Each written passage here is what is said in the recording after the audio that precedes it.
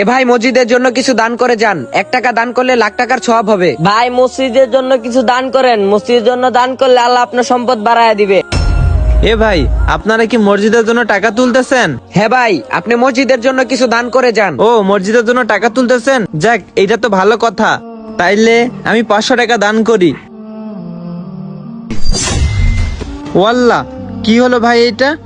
এ ভাই, আমি টাকা দিলাম, আমার টাকা পাতা হলো কেন? এ ভাই, আপনি কি আমাদের সাথে মজা নিতেছেন? টাকার বদলে পাতা দিলেন কেন? এ ভাই, আপনাদের সাথে আমি মজা নিব কেন? আমি তো টাকাই দিলাম, আর আমার টাকা পাতা হলো কেমনে? আমি এইটাই তো বুঝতেছি না।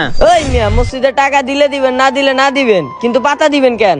ওই মিয়া, মসজিদের টাকা নিয়ে কি মজা করা মানায়? আমি তো আপনাদের সামনেই টাকাগুলো দিলাম, আর আমার টাকা পাতা হইলো কেমনে? এইটাই তো বুঝতেছি না। এই মিয়া, আপনি দেখেন নাই? আমি তো এইমাত্র এখান থেকে 500 টাকা দিলাম।